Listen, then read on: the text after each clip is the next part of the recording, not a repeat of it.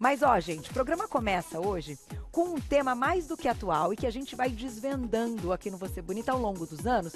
E hoje, de uma forma super bacana. A gente vai fazer uma pauta da conexão do cérebro com o nosso intestino. Vocês vão entender tudo que estão descobrindo dentro da medicina. Então, a gente convidou a gastroenterologista, doutora Emanuele Vilela Belzacchi. Bem-vinda! Obrigada, Minha amiga já de redes sociais. Verdade. Bem-vinda, doutora. Obrigada. Fique à vontade. A gente já conversa há tanto tempo e aí ela me mandou essa semana. Carol, vou estar lá no Você Bonita. Eu falei, que coincidência ótima. Verdade. Bem-vinda, viu? Muito obrigada. As meninas são sempre também muito inseridas e estão aí em contato com grandes profissionais. Então, eu fico muito feliz de ter você aqui. Muito obrigada, muito obrigada. Pra gente abrir o papo, queria que você, então, introduzisse essa questão da conexão do cérebro com o intestino. O que hoje a medicina já sabe? De fato, o intestino é o segundo cérebro? Ou tem ganhado um espaço até que, de repente, ele pode se igualar aí ao nosso cérebro? Exatamente. Hoje em dia a gente já sabe, na verdade eu acho que vale a pena a gente dar uma geral, assim, como Sim. que funciona o resto do corpo, Perfeito. né, assim, no geral. A gente tem um sistema nervoso central, que é formado pelo encéfalo, cérebro, medula, cerebelo, toda essa parte, e o periférico, que sai nervos dessas regiões e vai para os nossos órgãos, para a pele. Então, no geral, a gente precisa que os nossos sensores, né, os nossos receptores sensoriais, percebam coisas, sejam de tato, olfato, paladar, ou que esteja acontecendo lá dentro nos órgãos, mande a informação para o cérebro, ele processa e manda uma informação de volta. É assim que funciona Em todos os órgãos? Em todos os órgãos. Tá. O trato gastrointestinal, ele ainda tem uma particularidade completamente diferente disso. Ele tem neurônios neles que funcionam de forma independente. Tá. Não eles podem fazer essa conexão e fazem com frequência e é importante também.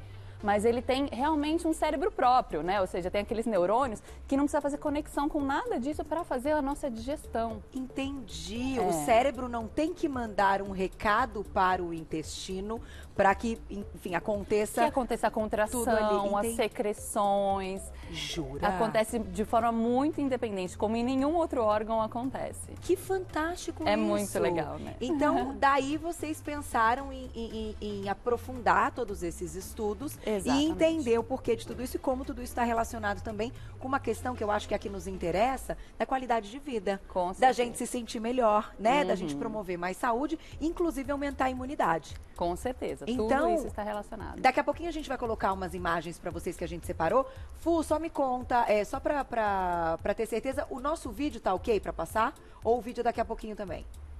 Então vamos passar o vídeo para você ir explicando pra gente. Tá, Vamos lá. joia. Que a gente teve um probleminha nas imagens, mas começamos com o vídeo. Isso aí é como que funciona então lá o intestino. A gente tem esse peristaltismo, que é essa ondinha que vai passando e vai transportando o nosso bolo fecal. Enquanto isso acontece a absorção de água e de nutrientes, né, principalmente ali na região do cólon, onde está mostrando agora. Tá. E depois as fezes são eliminadas. Isso é como funciona de forma normal, da forma correta. E isso é feito sozinho. Isso é feito sozinho. Sem o recado do cérebro. Exatamente. O cérebro também pode ajudar, também entra numa interação, mas ele tem uma autonomia, uma independência nisso. Tá. Aí está mostrando, por exemplo, coisas erradas que podem acontecer. De repente, o intestino começa a contrair de forma muito exacerbada, o bolo fecal passa de forma muito rápida, não dá tempo de absorver água suficiente e temos, no caso, por exemplo, a diarreia. Ou o contrário também pode acontecer, que é o que vai mostrar agora. Lá bem lento, tá vendo? E daí fica lá muito tempo absorvendo muita água, daí na hora que sai tem dificuldade de sair. Que é a constipação. Exatamente. Quando sai fezes ressecadas, com dificuldade, machuca. Então, isso são os erros que podem acontecer lá dentro.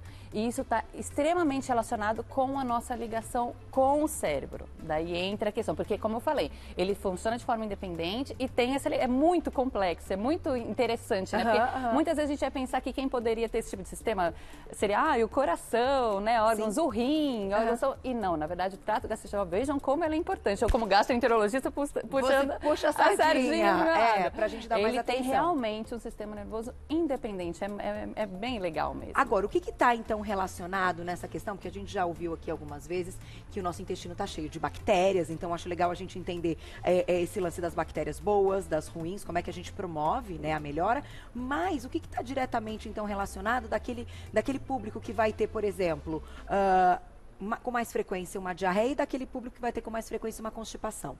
Isso tudo tá ligado só à questão hormonal ou alimentação, questão das bactérias também do nosso intestino? Então, na verdade, tudo isso é muito, muito complexo, né? Assim, quando a gente chega um paciente com diarreia ou com constipação, é muito amplo o que a gente tem que avaliar. Mas, com certeza, por exemplo, a alimentação está muito relacionada.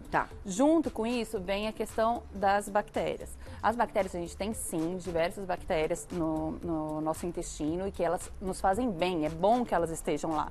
E precisa ter um equilíbrio dessas bactérias, certo? Então, quando tem as bactérias que são as boazinhas, que estão a nosso favor, funciona tudo adequadamente, acontece o processo de fermentação que é natural, que precisa acontecer, que ela ajuda a gente no nosso processo de digestão. E quando há um desequilíbrio, começa a ter bactérias, começa a ter muita produção de gases, começa a ter alteração dessa motilidade. Então, realmente, elas precisam ter esse equilíbrio. Elas, o que elas basicamente fazem? A fermentação, né? Como eu estava falando. Então, dependendo do alimento que chega... essa fermentação também vai ser mais exacerbada ou não. Entendi. Então, que são a questão dos pré-bióticos, né? O pré-biótico é o alimento que chega para a bactéria. Então, quando a gente come determinados alimentos que chegam com grande quantidade desses carboidratos que fermentam muito, o paciente começa a ter aquela coisa de se sentir estufado, produção de muitos gases, liberação de muitos gases, enfim, que são aqueles FODMAPs também. Exatamente, né? exatamente. Que fermentam mais e que muitas vezes a gente precisa deixar de molho ou branquear, se for alguns legumes, para diminuir essa questão antinutricional. Essa questão do FODMAPs, ela é muito usada para os pacientes com a síndrome do intestino irritável, que é uma doença que realmente está relacionada, inclusive, com o lado emocional também e com esse lado alimentar. A gente diminui bastante os alimentos que têm essa quantidade desses FODMAPs, são esses carboidratos que fermentam muito, e o paciente tem uma melhora importante. Tá aí. Vamos falar um pouquinho, então, dos alimentos, e daqui depois você trouxe algumas coisas, né? Tem alguns, né, itens aqui que estão simbolizando algumas coisas dentro do nosso assunto. Mas vamos entrar na parte da alimentação, então. E o que você considera que é algo... Porque, assim, você vai entender minha pergunta. Quando a gente fala, por exemplo, do fígado, como é que a gente cuida do nosso fígado, né? Como é que a gente melhora ou a condição dele, ou a gente previne o aparecimento de doenças, enfim, e até aquela gordura no fígado hoje, que é tão comentada. Aí, vocês logo... tem muitas dicas. Então, assim, não vamos sobrecarregar o fígado com isso, com aquilo, com aquilo. No caso do intestino, como é que a gente preserva por mais tempo o intestino, já que hoje a gente sabe que a gente vive mais e que a gente quer ter uma vida longa e de saúde. Com certeza. Né? Tem aí, então, uma questão alimentar que a gente pode prevenir problemas no intestino? Sim, tem sim. Na verdade, entra muito na questão da dieta saudável, como a gente conhece, né? Que tem essa questão é muito importante o consumo de fibras para o intestino, né? Então, aqui a gente tem alguns exemplos, fontes importantes de fibra, como, por exemplo, verduras, legumes, frutas. Elas são ricas em fibras insolúveis, fibras solúveis, tudo isso ajuda bem o funcionamento. Ajudar no consumo, preferir e tentar introduzir na dieta alimentos integrais, grãos, evitar comidas, principalmente o excesso, né? Tudo tem que ter parcimônia, né? Às vezes no momento, né, numa festa, mas assim, ficar consumindo alimentos gordurosos, frituras, bebida alcoólica, cigarro. Tudo isso pode realmente faz mal. Trabalha tanto o funcionamento do dia a dia, quanto aumenta o risco de patologias, inclusive formações de pólipos, câncer. A gente tem que ter uma alimentação saudável, certo? Assim, alguns segredinhos básicos, né, que a gente ouve muito falar, mas às vezes não respeita, de tentar comer, por exemplo, a salada no começo da refeição, né? Para você poder, no momento que você ainda está com fome, às vezes coloca ali no meio, vai comendo as outras coisas e não tem essa rotina. Tentar 3 vezes, pelo menos 3 refeições maiores durante o dia, com os lanchinhos no intervalo. Às vezes passa no dia na correria, deixa de se alimentar, de ter esse tempo, come tudo de uma vez em grande quantidade, isso não é legal. A questão do jejum intermitente que aparece aqui muitas vezes, dúvidas a respeito, né? Que tem muita gente que tem se beneficiado, feito com orientação. Exatamente, claro. Exatamente. Mas é uma questão que também eu tenho lido a respeito, doutor, eu acho que você pode falar ainda, que não que fuja da especialidade, mas pensando na questão do intestino mesmo, que pode aumentar, então, o risco de uma compulsão alimentar. Para algumas pessoas, o fato de ficar muitas horas sem se alimentar, então aí eu acho que deve ter relação também com o intestino, dessa questão, né? Que você fica um tempão ali, ele tá esperando para receber alguma coisa para fazer o que ele tem que fazer, como você explicou.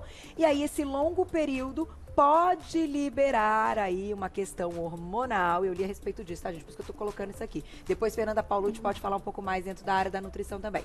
E aí, para algumas pessoas, isso aumenta a ansiedade e pode aumentar o perigo de uma compulsão alimentar na refeição seguinte.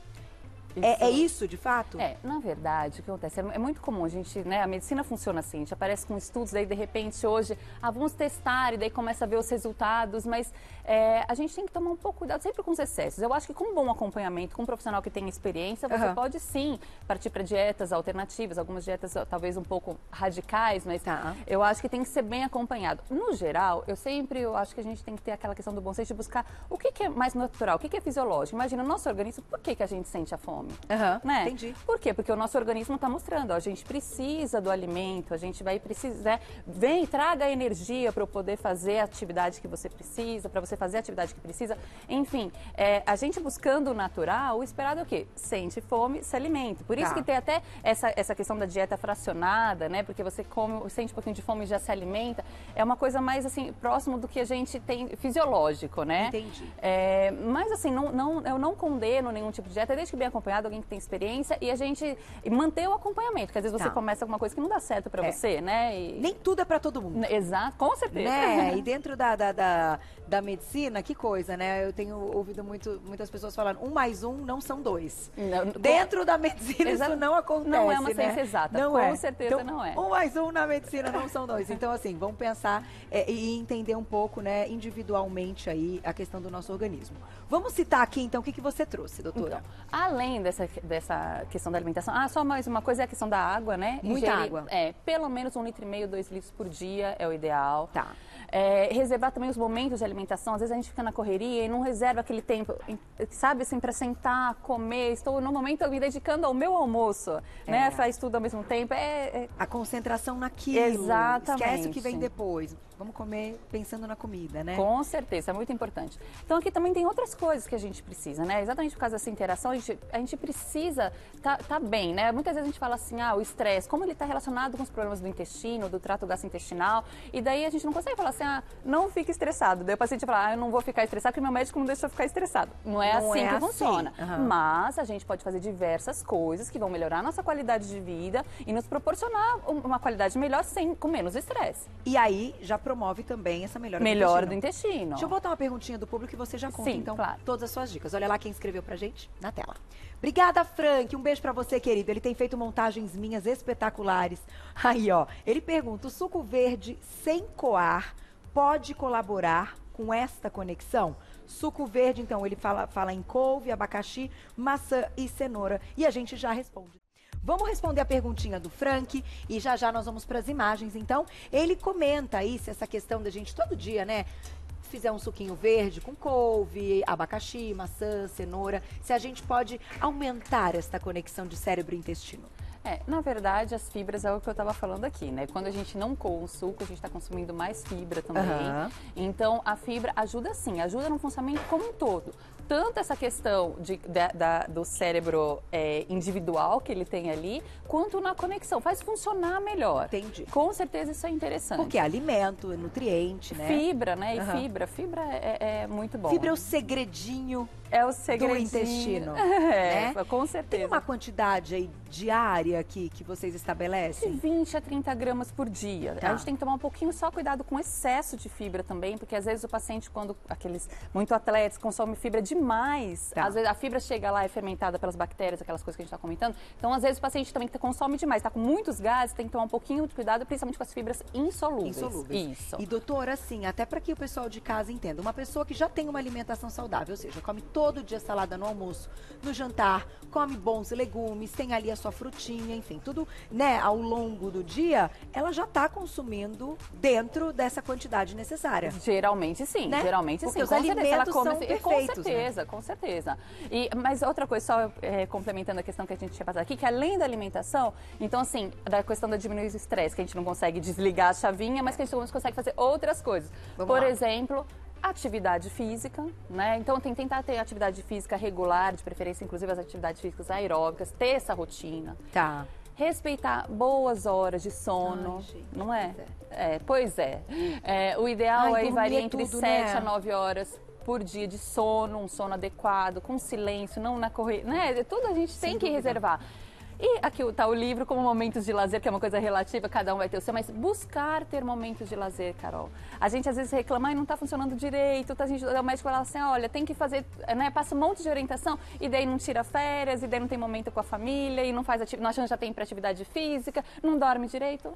Não tem saúde que aguente. Com certeza. Você sabe que algumas coisas assim de investimento, nessa questão do sono, que eu e meu marido já há muitos anos a gente investiu, e eu falo do fundo do meu coração, foi um investimento, mas que valeu tanto pra gente, pra dormir melhor, né? Porque a gente dorme melhor. Colocar um ar-condicionado. Não, assim, pra alguns, assim, ai, Carol, nem pensar, ficou resfriada e tem rinite, né? Cada um tem sua questão pontual.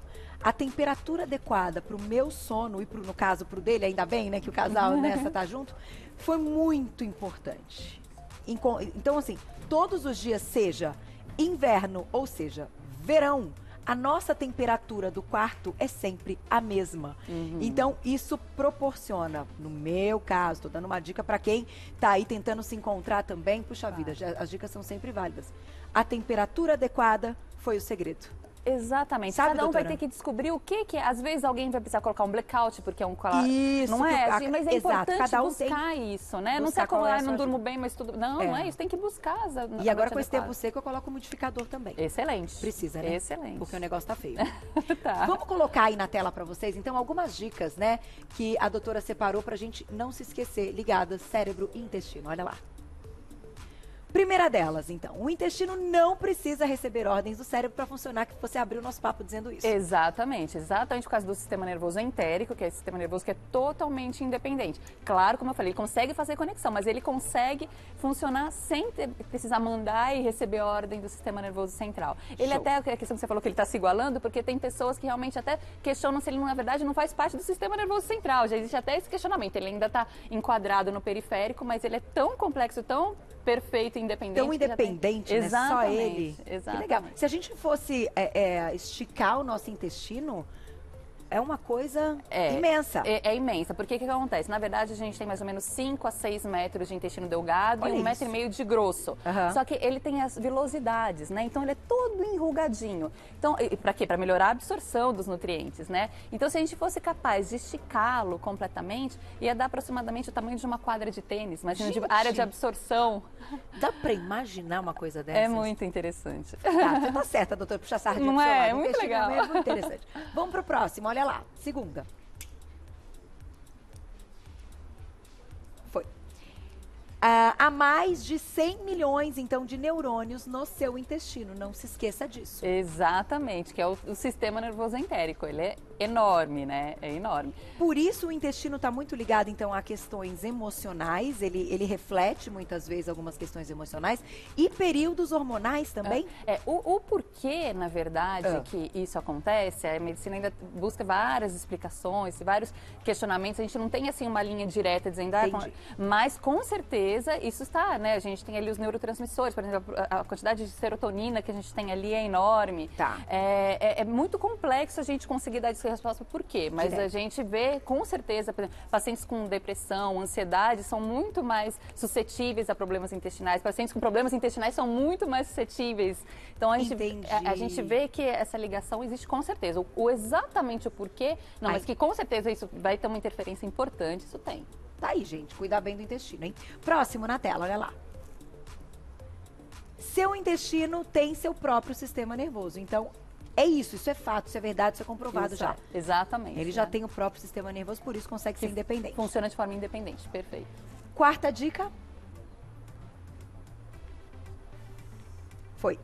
Há uma comunicação bastante eficiente entre seu cérebro e seu intestino. Isso também já é Já é comprovado. Verdade, como eu falei, além dessa forma independente, o sistema nervoso, aquela forma que recebe informações e leva para o cérebro e leva de volta, isso também funciona para o intestino, como funciona para o resto do corpo. Tá. Então ele tem essas duas formas, essa forma independente e essa comunicação entre o sistema nervoso e o intestino e o cérebro, que é extremamente importante e eficiente. O que é uma dica, doutora, para a gente melhorar essa questão da digestão? Para as pessoas, então, claro, existem alguns alimentos que a gente brinca que pode ficar conversando com eles depois, que são, né, até esses do FODMAPs e tal. Mas o que é ali um alimento que é excelente para melhorar a questão da digestão, para a pessoa ter ali uma sensação de que está tudo bem, que está gostoso após a refeição? Isso varia muito, porque a gente tem que ver paciente por paciente. Existem muitos, por exemplo, paciente com refluxo, por exemplo. Tá. A gente vai avaliar, tem paciente, por exemplo, o café, geralmente faz muito mal para quem tem refluxo. Mas tem pessoas que têm refluxo e não tem problema com café, mas vai ter com molho de tomate. Então, primeira coisa é individualizar, mas se eu fosse falar só uma coisa, água, com certeza. É a água, né? E a segunda seria a fibra. Tá. Mas assim, na verdade isso é muito individualizado, sabe? E o abacaxi, o tal do abacaxi? Então, o abacaxi Depois tem a você questão fez da também. acidez, então tem gente que, por exemplo, come abacaxi e piora, por exemplo, um sintoma de refluxo. Tem gente que se sente bem e o interessante é que a maioria das doenças do trato gastrointestinal, a gente consegue poder fazer conforme o sintoma do paciente. Tá. Então, eu não vou proibir um paciente que está tudo bem com o abacaxi, está se sentindo bem, inclusive está comendo e sentindo melhor da digestão. Se está assim, Entendi. dependendo da patologia, claro, a gente fala, ótimo. Já o outro talvez tenha que suspender. Percebeu como é bem individualizado? É bem individualizado. Então, assim, uma coisa que é mais geral, a água é para todo mundo. Então, se for uma coisa, é água. É água. E, ó, Água. podem reparar, quando não tá funcionando ali, você sente que você precisa ir ao banheiro, que já não foi 1, 2 dias, mas bebe muita água, que na sequência Ajuda muito. muito, né? Para evacuação seria atividade física, consumo de água e fibra. É o tripé mesmo para funcionar legal. Temos perguntinhas do público?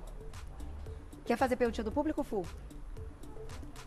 Estamos montando, né? Daqui a pouquinho, então, manda perguntinha que a gente vai colocar no ar, no @VocêBonitaTV. Até porque, gente, são dicas aqui. Isso aqui é nossa vida, isso aqui é todo dia. A gente não tira o intestino pra fazer pra nada, entendeu? Então, tem que lembrar disso sempre. Vamos colocar só mais uma dica, né? Antes de perguntinha do público. Então, número 5. A maior parte da serotonina do seu corpo está no intestino aí, então, nos 2 intestinos. Exatamente. Então, para ser feliz, tem que cuidar mesmo dele para liberar essa serotonina. Pois chega a ser mais de 90% da nossa produção de serotonina. Nas células chamadas enterocromafins do intestino, tem a produção da serotonina, são armazenadas também são armazenadas nas plaquetas, mas assim, é importantíssimo, né? Imagina a serotonina que a gente ouve tanto falar para a questão, ajuda no humor, é essencial no nosso organismo para nos ajudar e olha a produção onde a maior parte Que legal, hein, acontece. gente? Tá aí.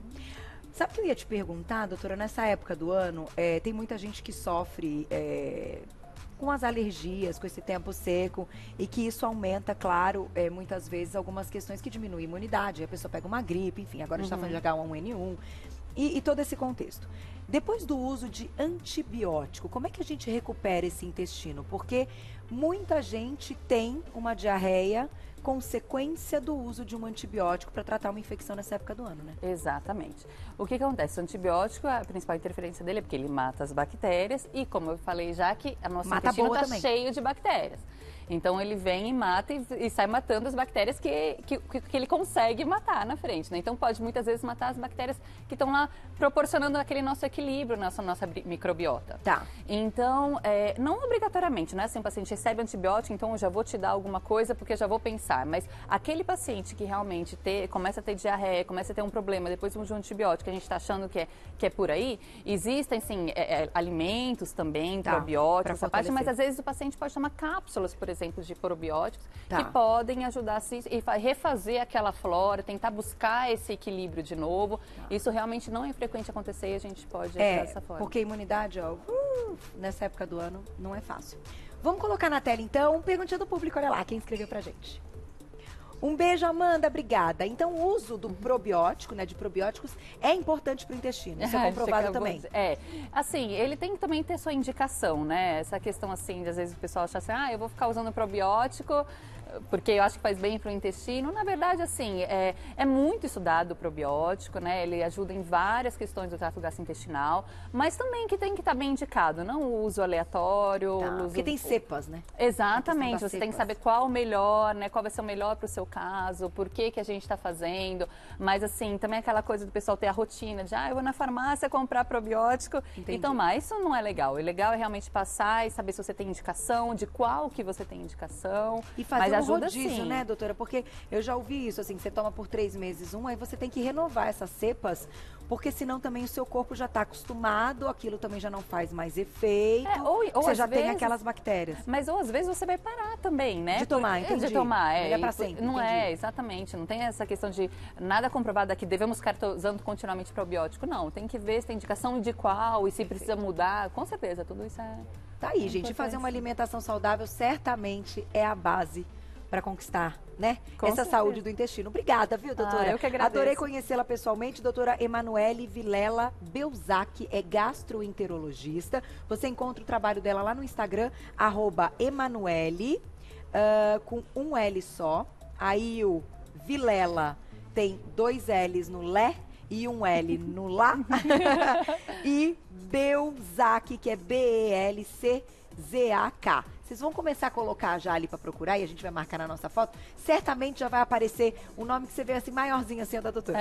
Não é, doutora? É verdade. Obrigada, viu? E quem quiser saber mais, tem um site também, especialidadesmedicas.med.br. Obrigada. Eu te espero numa próxima, viu? Muito bom, Té. Obrigada. Ai, que coisa boa. Tá vendo como a gente aprende? E a gente aprende que cuidar na hora certa é o que salva a vida.